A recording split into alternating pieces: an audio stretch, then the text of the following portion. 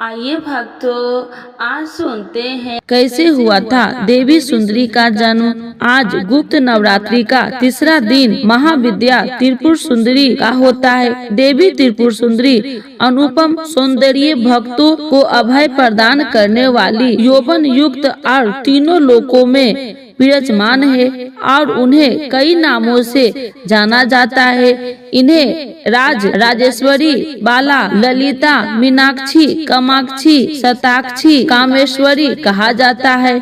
अपनी सुंदरता और मोहकता से देवासुर संग्राम में असुर को वश में कर लिया था। कहते हैं कि त्रिपुर सुंदरी की आराधना करने वाले भक्तों को अलौकिक और परलौकिक शक्तियों प्राप्त होती है। देवी पुराण में माता की बहुत सी शक्तियों के बारे में बात की गई है। ये सिर्फ तंत्र साधना के लिए ही नहीं बल्कि सुंदर रूप के लिए विख्यात जानी जाती है। आइए जानते हैं इनके और इसके पीछे जुड़ी पौराणिक कथा के बारे में। देवी त्रिपुर सुंदरी शांत मुद्रा में लेटे हुए सदा शिव की नाभि से निगित कमल आसन पर विराजमान है। चतुर्भुजी भुजाओं में देवी का पास, अंकुश, धनुष और बाण है।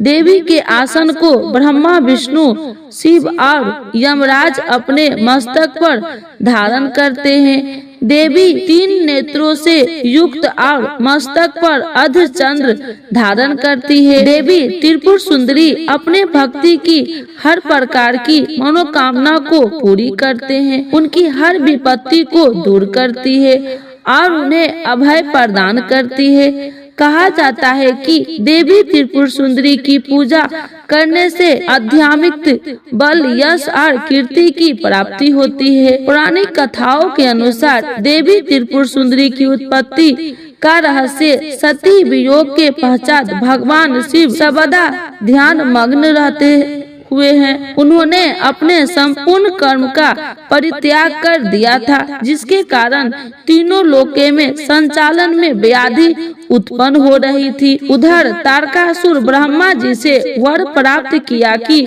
उसकी मृत्यु शिव के पुत्र द्वारा ही होगी। समस्त देवताओं ने भगवान शिव को ध्यान से जगाने के लिए कामदेव और उनकी पत्नी रति देवी को कैलाश भेजा। कामदेव के कुसुम सर नमक मोहिनी वाण से भगवान शिव पर प्रहार किया। परिणाम स्वरूप शिव जी का ध्यान भंग हो गया। देखते ही देखते भगवान शिव के तीसरे नेत्र से उत्पन्न क्रोध अग्नि से कामदेव को जलाकर भस्म कर दिया। कामदेव की पत्नी रति द्वारा अत्यंत दारुण विलाप करने पर भगवान शिव ने कामदेव को पुनः द्वार युग के भगवान कृष्ण के पुत्र रूप में जन्म धारण करने का वरदान किया और वहां से अंतर ध्यान हो गए। सभी देवताओं और रति ने जाने के पश्चात भगवान शिव के एक गण द्वारा कामदेव भस्म की मूर्ति नियमित की गई और उस नियमित मूर्ति से एक पुरुष पैदा हुआ। उस पुरुष ने भगवान शिव की स्तुति करी। इसके भगवान शिव द्वारा उस पुरुष का नाम भांड रखा गया। शिव की क्रोध से उत्पन्न होने के कारण भांड तमोगुण संपन्न था और वह धीरे धीरे तीनों लोक पर भयंकर उत्पात मचाने लगा। देवराज इंद्र के राज्य के सामना भी भंडासुर ने स्वर्ग जैसे राज्य का निर्माण किया तथा राज करने लगा। तदंतर भंडासुर ने स्वर्ग लोक पर आक्रमण कर देवराज इंद्र और स्वर्ग राज्य को चारों ओर से घेर लिया। भयभीत इंद्र नारद मुनि की शरण में गए और इस समस्या के निवारण का उपाय पूछा। देवर्षि नारद ने आधा शक्ति यश विधि अपने रक्त तथा मांस से आराधना करने का परामर्श दिया। देवराज इंद्र ने देवी की आराधना की। देवी ने त्रिपुर सुंदरी स्वरूप से प्रकट हुई, भंडासुर वध कर देवराज पर कृपा की और समस्त देवताओं को भय मुक्त किया। आज सुनते हैं माँ दुर्गा जी की तीसरी शक्ति का नाम चंद्र घंटा है। नवरात्रि उपासना में तीसरे दिन की पूजा का अत्यधिक महत्व है और इस दिन इन्हीं के विग्रह का रूप पूजन आराधना किया जाता है। इस दिन साधक का मन मणिपुर चक्र में प्रविष्ट होता है। देवी का यह सूर्य परम शांतिदायक और कल्याणकारी है। इसीलिए कहा जाता है कि हमें निरंतर उनके पवित्र विग्रह को ध्यान में रखकर साधना करना चाहिए। उनका ध्यान हमारे इहलोक के परलोक दोनों के लिए कल्याणकारी है, समृद्धि देने वाली है। इस देवी के मस्तक पर घंटे का आकार का आधा चंद्र है, इसीलिए इस देवी को चंद्र घंटा कहा गया है। इनके शरीर का रंग सोने के समान बहुत चमकीला है। इस देवी के 10 हाथ है। वे खड्ग और अन्य अस्त्र शस्त्र के विभूषित है। सिंह पर सवार इस देवी की मुद्रा युद्ध के लिए अद्भुत रहने है। इसके घंटे की भयानक ध्वनि से अत्याचारी दानव दैत्य और राक्षस कांपते रहते हैं। इस देवी की कृपा से साधक को अलौकिक वस्तुओं के दर्शन होते हैं, दिव्य सुगंधित का अनुभव होता है और कई तरह की ध्वनियाँ सुनाई देने लगती है। इन क्षणों में साधक को बहुत सावधान रहना चाहिए। इस देवी की आराधना से साधक में वीरता और निर्भरता के साथ ही सौभाग्य और विमरता का विकास होता है। इसीलिए हमें चाहिए कि मन, वचन और कर्म के साथ ही काया को विधि विधान के अनुसार परिशुद्ध पवित्र करके चंद्र घंटा के शरणागत होकर उनकी उपासना आराधना करनी चाहिए। इससे सारे कष्टों से मुक्ति होकर सहज की पद के अधिकारी बन सकते हैं। यह देवी कल्याणकारी है। तो एक बार बोलिए प्रेम से चंद्र घंटा माता की जय, भगवती माता की जय। आइए भक्तों, आज सुनते हैं आषाढ़ गुप्त नवरात्रि में सुने नवरात्रि की कथा की मिलेगी कृपा और होगी हर मनोकामना पूर्ण। तो एक बार बोलिए प्रेम से दुर्गा महारानी की जय, भगवती माता की जय। श्री बृहस्पति जी बोले, हे ब्रह्मा जी, आप अत्यंत बुद्धिमान, सर्वशास्त्र और चारों वेदों को जानने वाले में श्रेष्ठ हो। हे प्रभु, कृपा कर मेरा वचन सुनो। चैत्र, आश्विन, माघ और आषाढ़ मास के शुक्ल पक्ष में नवरात्र का व्रत और उत्सव क्यों किया जाता है? हे भगवान, इस व्रत का फल क्या है? किस प्रकार करना उचित है?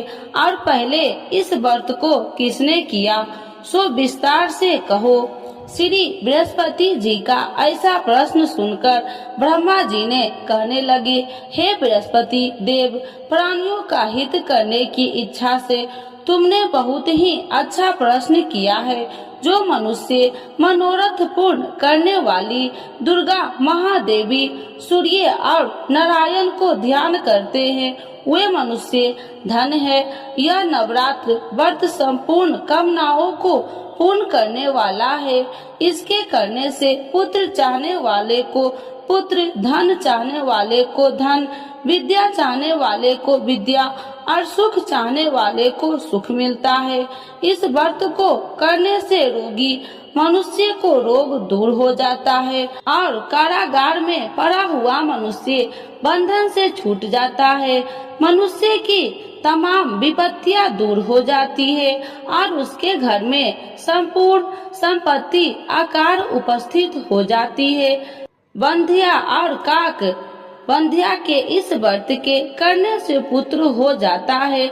समस्त पापों को दूर करने वाले इस व्रत के करने से ऐसा कौन सा मनोरथ है जो सिद्ध नहीं हो सकता? यदि व्रत करने वाला मनुष्य सारे दिन का उपवास न कर सके तो एक समय भोजन करे और उस दिन बंधावों सहित नवरात्रि व्रत की कथा श्रवण करे। हे बृहस्पति देव, जिसने पहले इस महाव्रत को किया है, उसका पवित्र इतिहास मैं तुम्हें सुनाता हूँ। तुम सावधान होकर सुनो। इस प्रकार ब्रह्मा जी के वचन सुनकर बृहस्पति जी श्री ओम बोले, हे ब्राह्मण, मनुष्य को कल्याण करने वाले इस व्रत के इतिहास को मेरे लिए कहा। मैं सावधान होकर सुना। श्री ओम रहा हूँ, आपकी शरण आई हूँ, मुझ पर कृपा करो। ब्रह्मा जी बोले, पिठित नाम के मनोहर नगर में एक अनाथ नाम का ब्राह्मण रहता था, वह भगवती दुर्गा का भक्त था। उसके संपूर्ण सद्गुणों से युक्त मानो ब्रह्मा की सबसे पहली रचना हो ऐसी अर्थात नाम वाली सुमित नाम की एक अत्यंत सुंदर कन्या पैदा हुई। वह कन्या सुमित अपने घर के बालकपन में अपनी सहेलिया के साथ कीड़ा करती हुई इस प्रकार बढ़ने लगी जैसे शुक्ल पक्ष में चंद्रमा की कला बढ़ती है। उसका पिता प्रतिदिन दुर्गा की पूजा और होम किया करता था। उस समय वह भी नियम से वहां उपस्थित होती थी। एक दिन वह सुमित अपनी सखियों के साथ खेलने लग गई और भगवती के पूजन में उपस्थित नहीं हुई। इसके पिता को पुत्री की ऐसी असावधानियां देखकर क्रोध आया और पुत्री से कहने लगे कि हे दुष्ट पुत्री, आज प्रातः से तुमने भगवती की पूजा नहीं किया। इस प्रकार मैं किसी कुष्ठी और जय माता दी दरिद्र मनुष्य के साथ तेरा विवाह करूंगा। इस प्रकार कुपित पिता के वचन सुनकर सुमित को बड़ा दुख हुआ और पिता से कहने लगे कि हे पिताजी, मैं आपकी कन्या हूँ, मैं आपके सब तरह से अधीन हूँ। जैसे आपकी इच्छा हो मेरा विवाह कर सकते हो, होगा वही जो मेरे भाग्य में लिखा है। मेरा तो इस पर पूर्ण विश्वास है।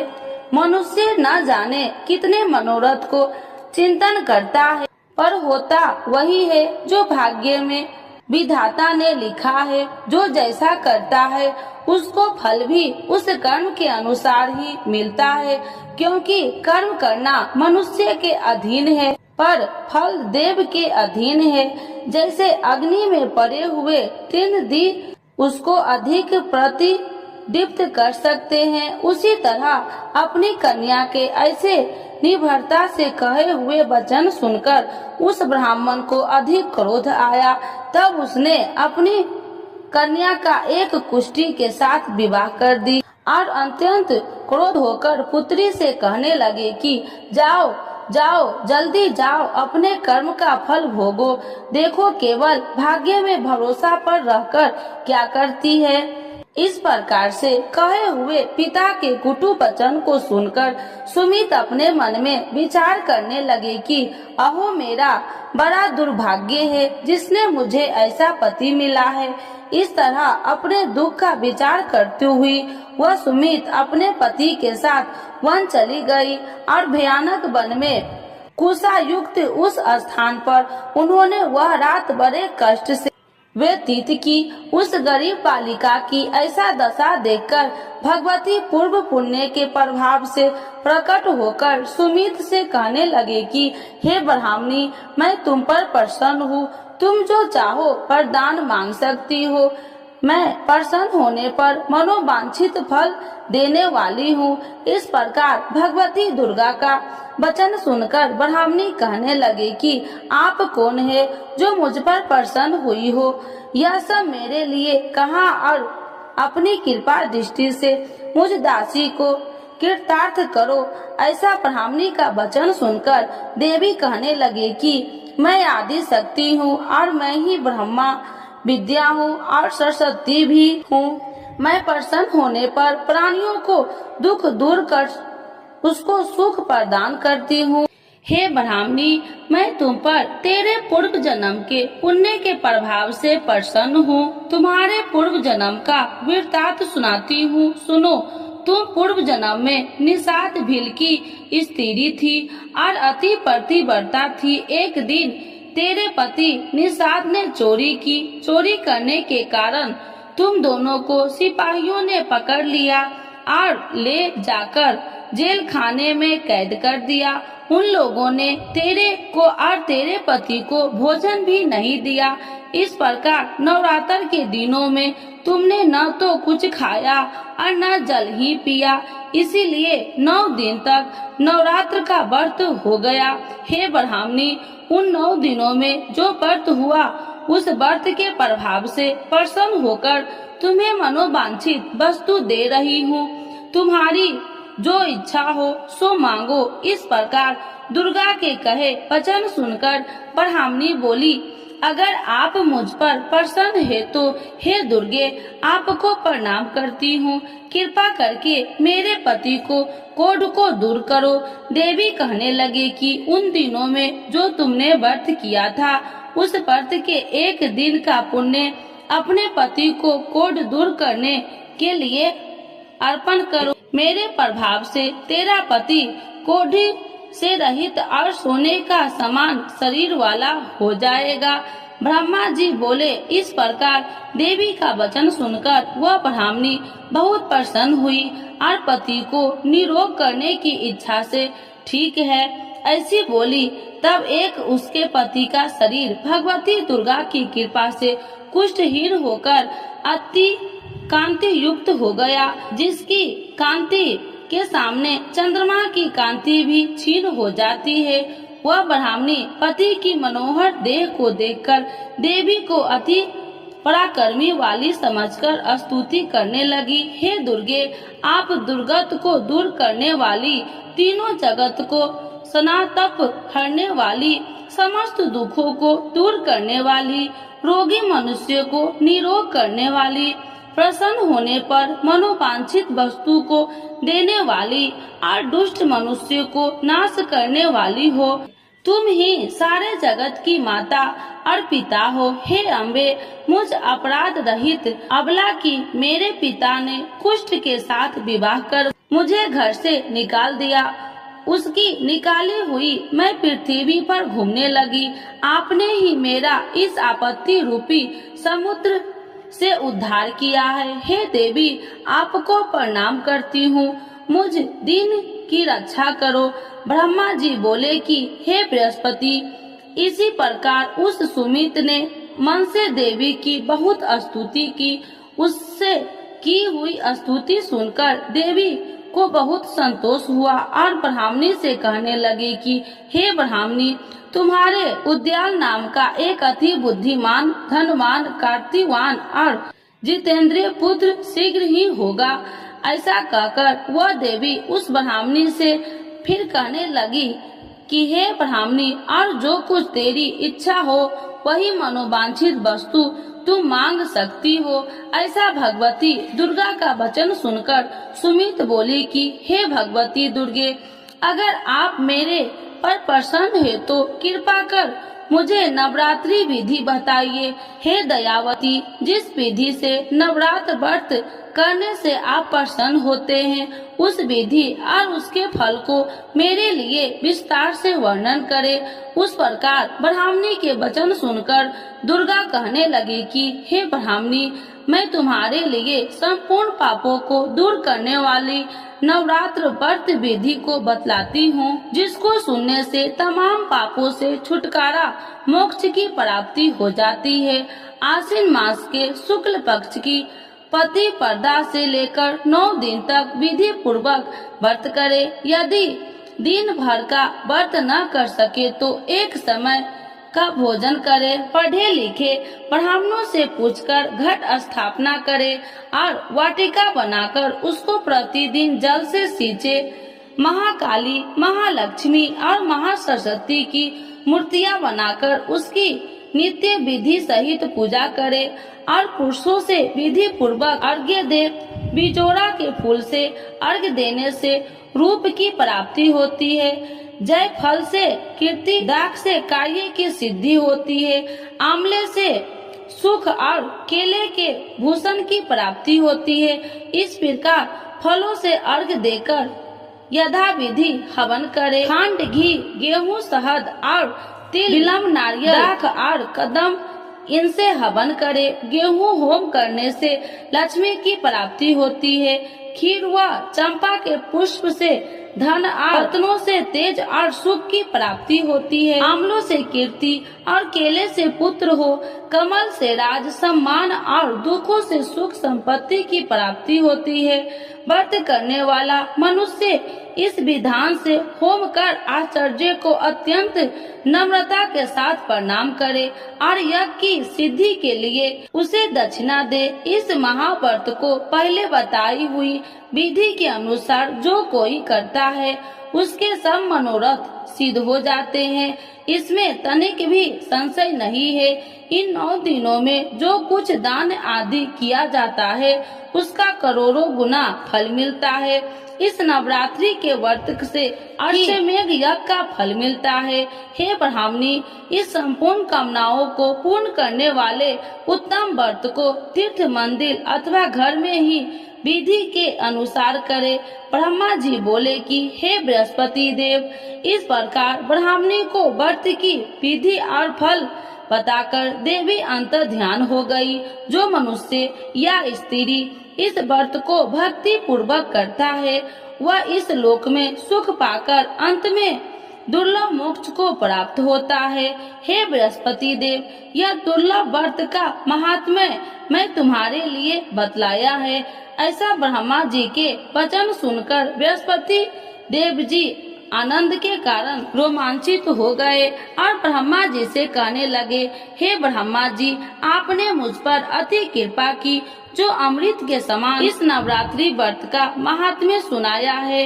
हे प्रभु, आपके बिना और कोई इस महात्म्य को सुन सकता है। ऐसा बृहस्पति जी के वचन सुनकर ब्रह्मा जी बोले कि हे बृहस्पति देव, तुमने सब प्राणियों का हित करने वाले इस व्रत अलौकिक व्रत को पूछा है, इसीलिए तुम धन्य हो। यह भगवती शक्ति संपूर्ण लोकों को पालन करने वाली है। इस महादेवी के प्रभाव को कौन नहीं जान सकता है। तो एक बार बोलिए प्रेम से दुर्गा महारानी की जय, नव दुर्गा माता की जय, भगवती माता की जय।